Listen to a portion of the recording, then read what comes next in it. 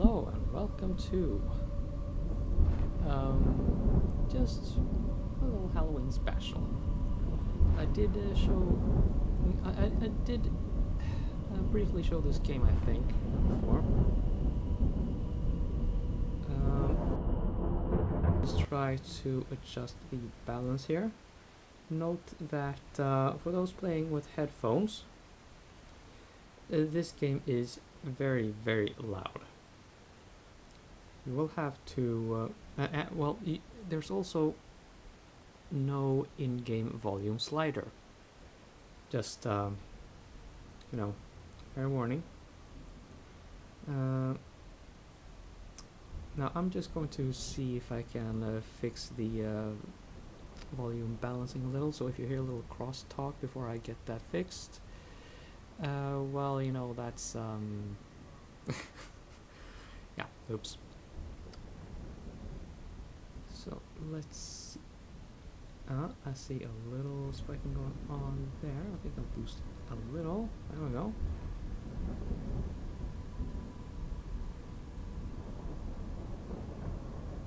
Yeah, okay. So I'll just try to turn up the volume on the speakers on this little recording laptop, and we should be ready to go.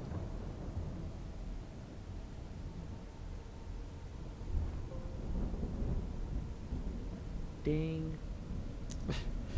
Okay, just first of all, this game is horror themed. I thought as much when I initially tried it, but now that I've played through it once, I just couldn't resist. The references to Alien, there are probably a few other references, but particularly there are some scenes from the Alien series that will just you just gotta smile, seriously. Okay, well, yeah, let's get into this.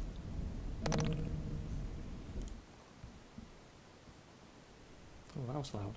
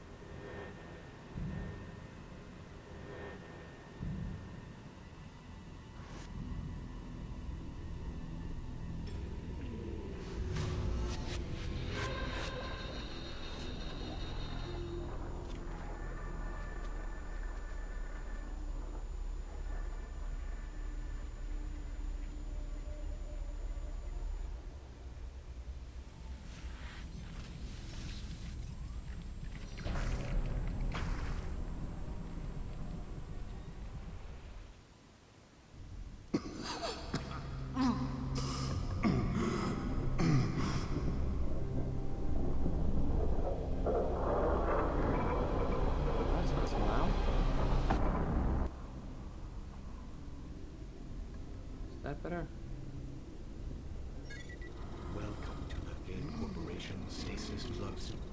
Please hold still while your biometric scans are completed. But no. Heart arrhythmia. Multiple fractures along ribs 3, 5, 11, and 14. Extreme muscle atrophy. Danger of heart failure. Danger of pneumothorax. Seek immediate medical attention. Medical data storage is damaged. Formatting quantum storage device. Plug suit quantum storage device is ready for physical record storage. Okay, and we have control. Now, and yeah, I think I have fixed the audio balance pretty well, so I'll just mute. There we go. Okay, good. Now I have no idea what sound is coming through the speakers anymore. So, before we get going with this, I just want to point a few things out. The development studio consists of, I think, mainly 2 people. I mean, they did count a few others, true, so maybe they are half a dozen. But the core crew is, as you can probably guess, the Bischoff family. I think the founders of the studio were the two brothers, Christopher and Nikolai. Well, Nikolai Bischoff. They are a South African studio. You don't hear a lot about South Africa in gaming, so there's that too. Now, one thing that makes this game stand out, besides this whole really skeletal crew development team, just look how fancy everything looks. I mean, the interface, and well, you're gonna see as we go that I mean, the sheer amount of attention to visual detail, and just how they have worked with the visual bits and things to, well, just you're gonna see it. It's gonna impress you if you are anything like me. I mean, this is just really Dead Space grade innovation in graphical presentation. Also, I want to point out the music. Mark Morgan. That is the guy behind the music to most of, I think, Black Isle Studios all RPGs. Pretty sure he made the music for Fallout 1 and 2. I know he was involved in Planescape Torment. I also know that he is credited for most of the tracks to Torment Tides of Numenera. But anyway, we have this game here.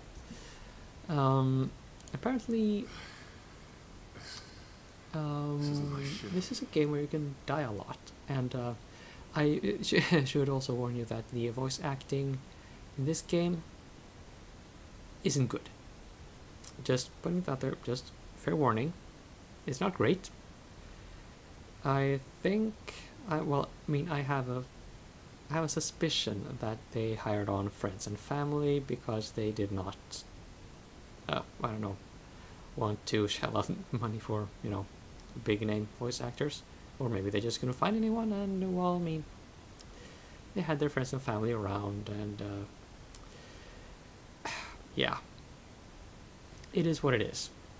So just don't focus so much on the voice acting quality, and instead let's just immerse ourselves in the ambience, of which, believe me, there is quite a lot. I mean, this is really impressive for such a small development team. I mean, just look at the detail of the environments here. I mean, you have the effects here. Everything just looks kind of not quite like a slapped in loop animation, although it probably is. The walk animation though, yeah, I mean, I admit this doesn't look great. But like so much else, yeah, it is what it is.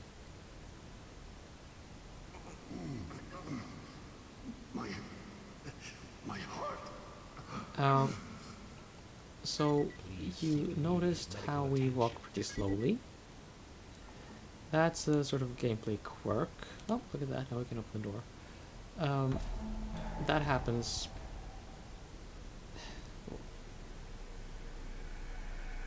Okay, well, there are some points in the game where they limit your walk speed. We are soon going to be able to run. As I recall, that is at best at maybe 1.4 times normal walking speed. They did make a kind of follow-up standalone continuation to the story in Cayne. I think you can get it free off Steam. I'm going to go through that after... after getting through Stasis. That's the name of this game. Always good to know what game you're playing. Yeah. So... yeah, just bear with me here. This is gonna be a slow-moving game. And that's just the way it is.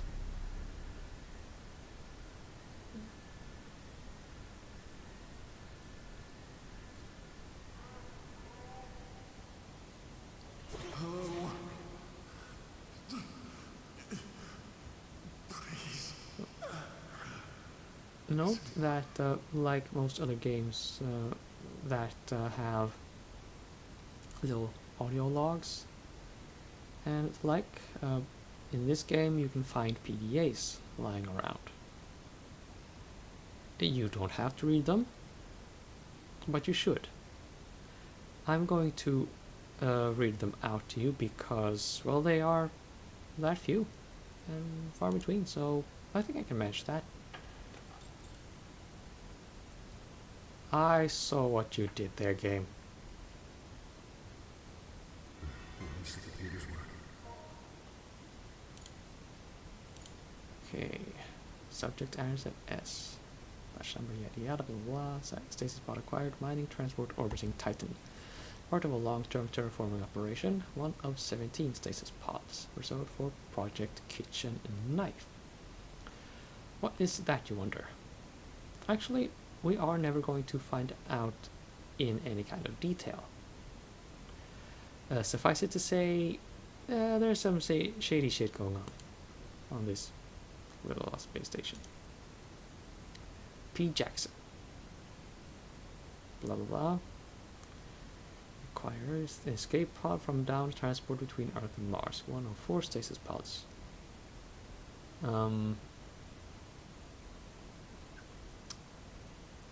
Why was that pod moved to Neptune? You should wonder. J. Marachek, that's actually us. Blood type O positive. 6 male, age 38.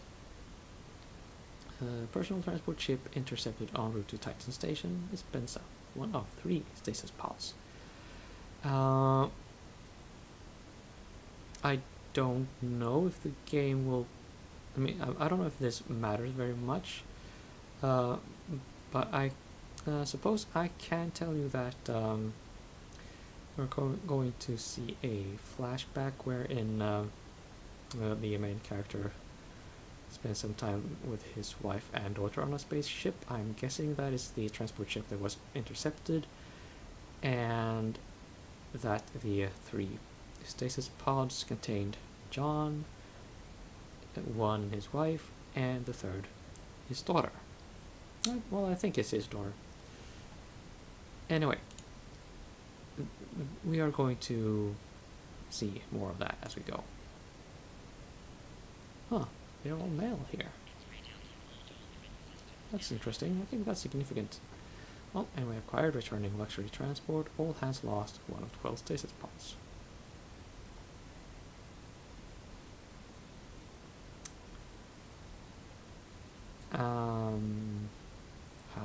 has lost again.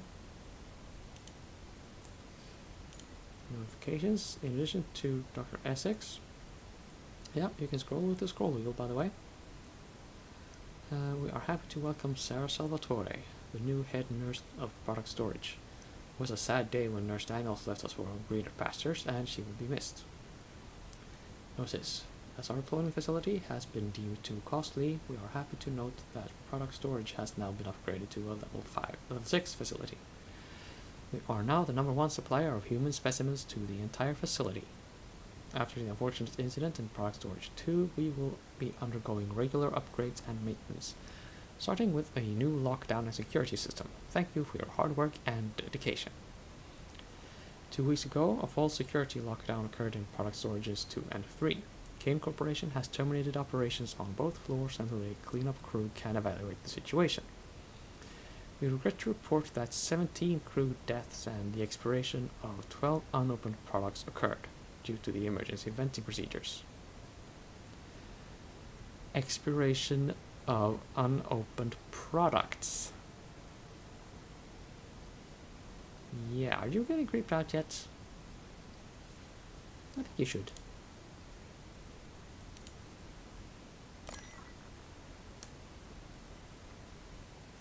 Dry blood streaks the floor in a wide swath as if someone has been dragged or slowly crawled away. It's hard to tell whether it came from or went toward the infirmary door. And, yeah, I guess which door is the only one available to us at this time? Well, available for real anyway. It is indeed the infirmary. We have to go there. So, let's,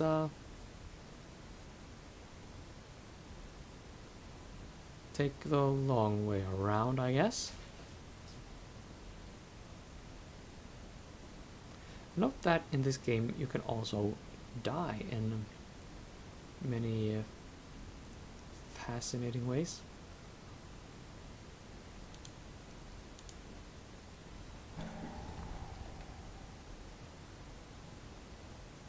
I'm going to try to fit in a death or two in each episode for, I suppose, obvious reasons.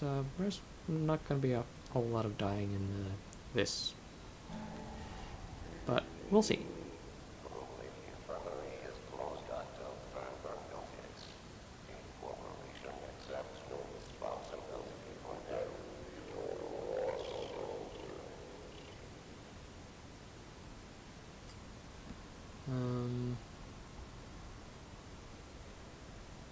As I've said, it takes a while for the game to get going, and we do need some inventory for most of these deaths. Let's see. Now what do I do? Yeah, I am following a walkthrough. That's just... I'm gonna have to roll with these adventure games. Most of the time anyway. Let's see. Okay, I think we do this first.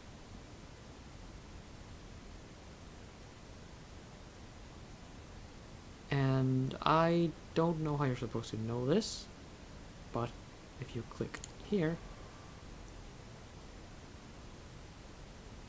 you activate the power.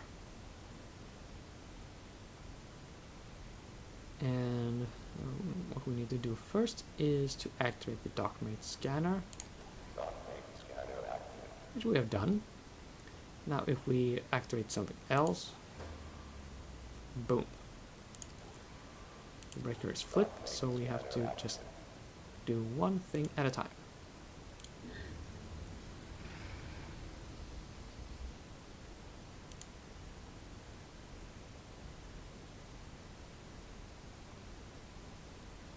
See if there's anything else to click on here. The icons here, what you see there, that's just a non-interactable thing, just hotspot for some text. Dockmate scanner active. Oh, that. Everything is dynamic here.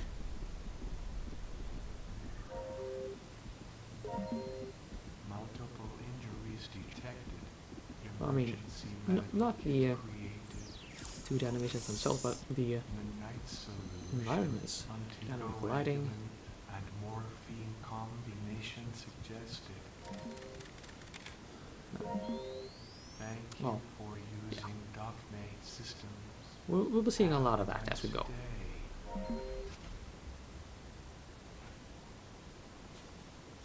Yeah. And when you see this DNA thing up here, I think the game auto-saves. I know for a fact that there is some kind of checkpoints going on. Because I've died and had to be sent back to one a few times. um,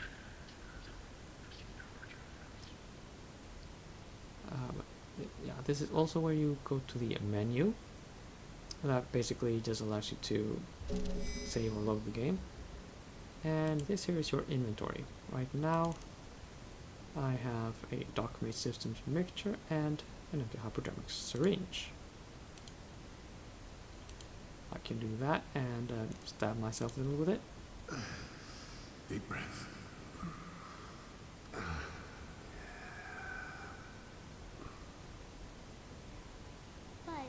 But Dad, Sammy said that if you had bad Oh, dreams and this is the can't wake flashback I was up, talking about you'll before. be stuck in them forever. Well, I'll have a good I'll talk be with quiet. Sandy's parents. But is it true? Becca, don't worry, you won't have any dreams for the entire trip. But if you do, just squeeze Teddy, and I promise they'll go away. Now legs up, lay down.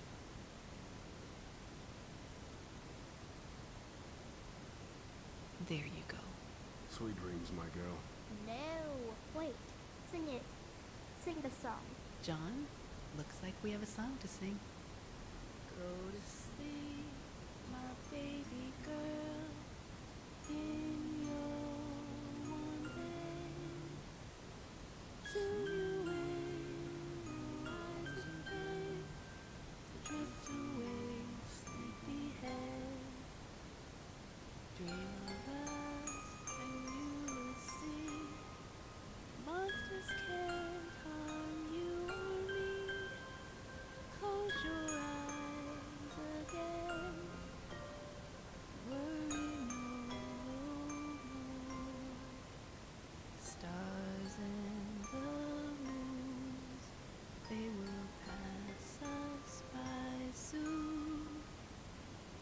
I know they will surely be upon you and me.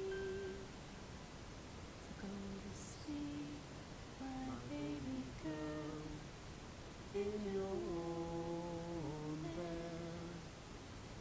Soon you will rise again. So drift away, sleepyhead.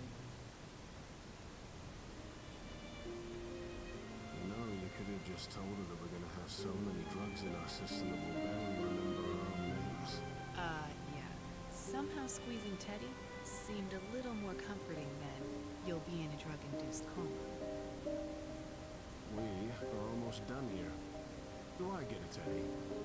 You get a hug.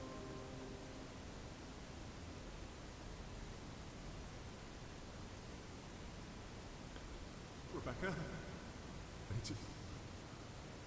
My wife? My child? I need to find someone. I need to get out of here. Vital medical functions have been restored to Oh. benchmark level. Look at this. Now we can run.